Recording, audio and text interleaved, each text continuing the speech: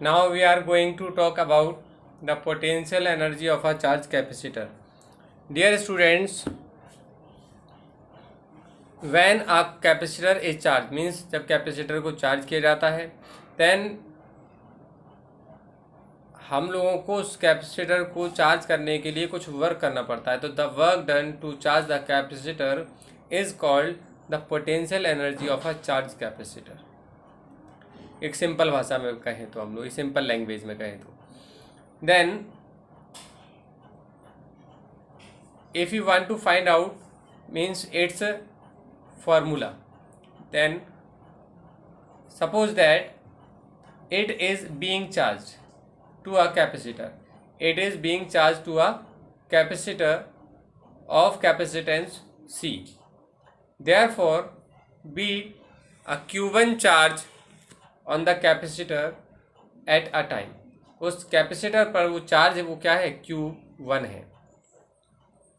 And the potential difference between two plates of capacitor is V1.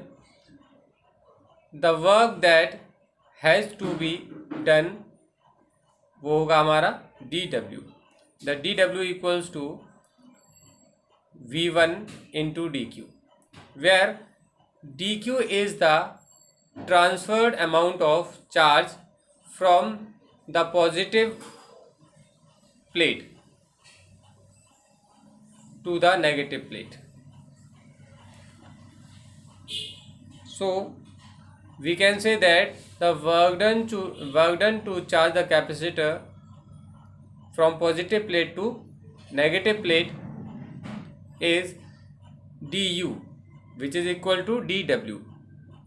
Means potential energy du जो होगी वो dW के equal होगी.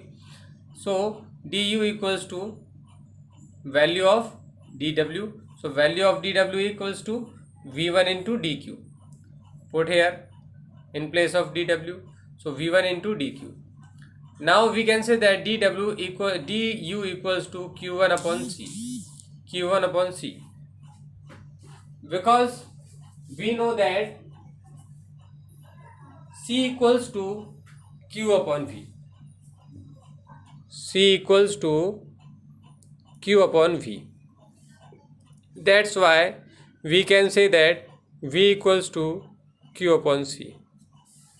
V equals to Q upon C. जब V equals to Q upon C रख सकते हैं तो V1 की वैल्यू क्या होगी Q1 upon C. Then the value of V1 equals to Q1 upon C. So value of V1 equals to Q1 upon C.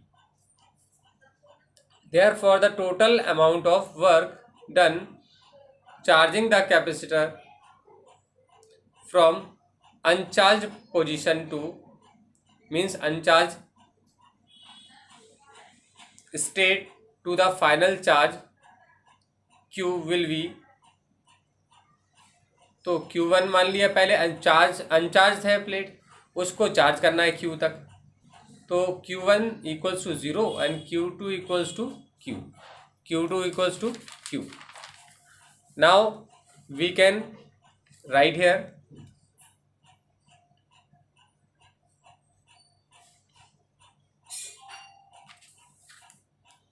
du 0 से Q तक, then Q1 से Q2 तक Q1 upon C dW. तो from Q1 to Q2 then Q1 upon C, then 0 to Q dW का जो integration होगा वो क्या होगा U.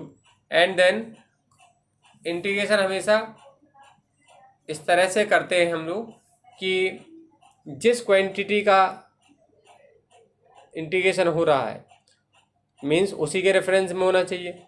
तो dW है यानी dQ है यानी Q के रेफरेंस में इंटीग्रेशन हो रहा है तो केवल ऐसी क्वांटिटी का होगा जिसमें Q होगा. Otherwise all are constant. So 1 upon C is a constant. So Q1 into dQ 0 to Q. Now upper limit minus lower limit.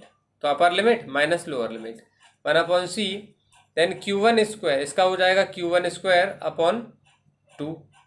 तो Q1 का square upon 2. Now 1 upon C. अच्छा, यहाँ पर प्रॉब्लम वो आती है जहाँ पर बायोलॉजी के स्टूडेंट्स होते हैं, उनको इंटीग्रेशन में दिक्कत होती है, बट उन लोगों ने 11th क्लास में सीख लिया होगा।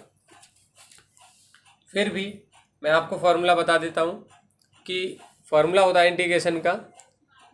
इंटीग्रेशन का फार्मूला होता है x की power n into d x equals to होता है x की power n+1 upon n+1, x की पावर n+1 अपॉन n+1। तो इस तरह से हम लोग कर सकते हैं। तो x की पावर n+1, तो यहाँ पर q1 की पावर क्या है 1, तो 1+1 क्या हो जाएगा 2 अपॉन में 1+1 2, और लोअर लिमिट और ये upper limit, then u equals to 1/c into q1² upon 2 की जगह आ जाएगा अब q, क्योंकि हमने अपर लिमिट रखा हुआ है तो q² upon 2 minus lower limit 0² upon 2, then u equals to 1/c into q1² की जगह q² अपॉन 2 माइनस 0² 0, और किसी भी नंबर से डिवाइड करेंगे 0 में तो 0 ही होगा। So u equals to half q² upon c joule. If you want to find out in other forms, then we can put the value of c, q and other values, जिस तरह से आपको find करना है। ये मैंने आपको इससे पहले भी आपको करके दिखाया है, कब, जब ये कंडक्टर की हम लोगों ने पोटेंशियल एनर्जी को फाइंड आउट किया था।